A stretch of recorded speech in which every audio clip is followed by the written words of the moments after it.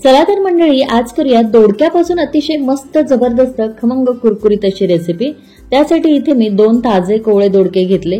याला पाण्याने स्वच्छ धुवून मग सुती कपड्याने पुसून घेतलं। आता दोडक्याचा जो वरचा शिरांचा भाग आहे तो फिलरच्या मदतीने आपल्याला बाजूला काढून घ्यायचा आहे। तर हे बघा, दोडक्यांच्या शिरा मी काढून घेतल्या। त्यानंतर आपल्या बोटाच्या आकारा एवढे दोडक्याचे आपल्याला असे मध्यम आकाराचे तुकडे करून घ्यायचे।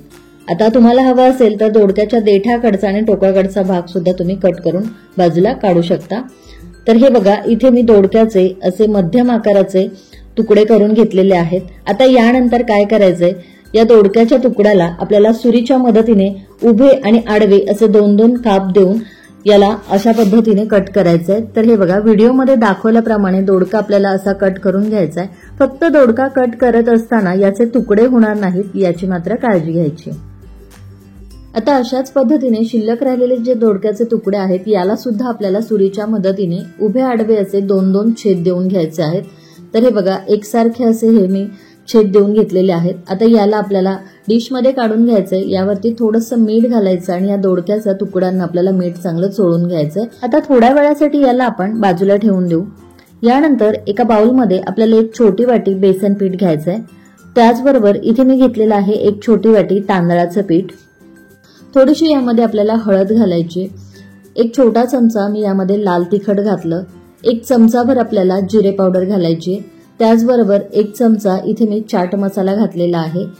यानंतर 5 ते 6 ठेचलेल्या लसणाच्या पाकळ्या, थोडीशी बारीक चिरलेली कोथिंबीर, चवीपुरतं इथे मी मीठ घातलेलं आहे। आणि आता हे सगळं साहित्य आपल्याला व्यवस्थित मिक्स करून घ्यायचंय। त्यानंतर काय करायचंय, यामध्ये आपल्याला थोडं थोडं पाणी घालत याचा दाटसर असा घोळ तयार करून घ्यायचा। तर पाण्याचा अंदाज घेत घेत आपल्याला यामध्ये थोडं थोडं पाणी घालत बेसन पिठाचा अशा पद्धतीने दाटसर घोळ तयार करून घ्यायचा आहे। तर हे बघा, हे असं फ्लोईंग कन्सिस्टन्सीचं आपल्याला बॅटर तयार करून घ्यायचंय। आता यानंतर सुरुवातीला आपण जे दोडक्याच्या तुकड्यांना मीठ लावून चोळून ठेवलेलं होतं याला सुद्धा पाणी सुटलेलं आहे आणि हे जे दोडक्याचे तुकडे आहेत ते सुद्धा थोडेसे मऊसर झालेले आहेत। आता काय करायचं, यातलं जे जास्तीचं पाणी आहे ते आपल्याला हाताने घट्ट दाबून पिळून बाजूला काढून टाकायचं आहे। शक्य होईल तितकं आपल्याला यातलं जे जास्तीचं पाणी आहे ते बाजूला काढून टाकायचंय। यानंतर इथे आपण हा जो बेसन पिठाचा घोळ तयार करून घेतलेला आहे त्यामध्ये हे दोडक्याचे तुकडे एक एक करून आपल्याला यामध्ये बुडवून घ्यायचे। बेसन पिठाचा घोळ याला व्यवस्थित लागला गेला पाहिजे।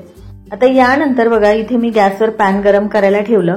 यामध्ये आपल्याला एक पळीभर तेल घालायचंय आणि तेल चांगलं गरम झालं की दोडक्याचे तुकडे एक एक करून बेसन पिठाच्या बॅटरमध्ये बुडून आपल्याला पॅन वरती अशा पद्धतीने भाजण्याकरता घालायचे आहेत।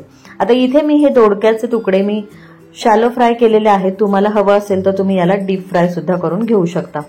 आता गॅस मध्यम ठेवायचा, यावरती झाकण ठेवायचं आणि बघा 3 ते 4 मिनिटांसाठी याला मी मध्यम गॅसवरती एका बाजूने छान असं हलक्याशा तांबूस रंगावरती मस्त खरपूस असं भाजून घेतलेलं आहे। दुसरी बाजू भाजण्याकरता आपल्याला हे आता पलटी करून घ्यायचे। लहान मुलंच काय तर घरातली मोठी मंडळी सुद्धा दोडक्याची भाजी खायला ना नाक मुरडतात। पण जर थोडीशी वेगळी पद्धत वापरून दोडक्याची ही अशी मस्त खमंग कुरकुरीत रेसिपी केली ना तर नक्कीच सगळेजण ही दोडक्याची भाजी आवडीने खातील। तर हे बघा, याला ना मी दोन्ही बाजूंनी उलटपालट करत अगदी लागेल तसं तेल घालत छान असं खरपूस कुरकुरीत होईस तोपर्यंत चांगलं भाजून घेतलेलं आहे। तर हे बघा, हे दोडक्याचे तुकडे मी मध्यम गॅसवरती दोन्ही बाजूनी मस्त खमंग कुरकुरीत होईस तोपर्यंत हलक्याशा तांबूस रंगावरती छान असे भाजून घेतलेले आहेत। हे छान कुरकुरीत आणि खमंग असे दोडक्याचे काप तुम्ही चपाती भाजी सोबत खाऊ शकता, डाळ भातासोबत तोंडी लावू शकता किंवा नुसतेच खायला सुद्धा हे खूप छान लागतात। त्यामुळे नेहमीचीच 30 दोडक्याची भाजी बनवून खाण्यापेक्षा अशी थोडीशी वेगळी रेसिपी केली तर घरातली सगळीच मंडळी अगदी आवडीने खातील। तर एकदा नक्की ट्राय करून बघा आणि आजची रेसिपी तुम्हाला कशी वाटली हे कमेंट्स बॉक्समध्ये कमेंट करून सांगायला विसरू नका। पुन्हा भेटूया अशाच एका छानशा रेसिपी सोबत। तोपर्यंत धन्यवाद।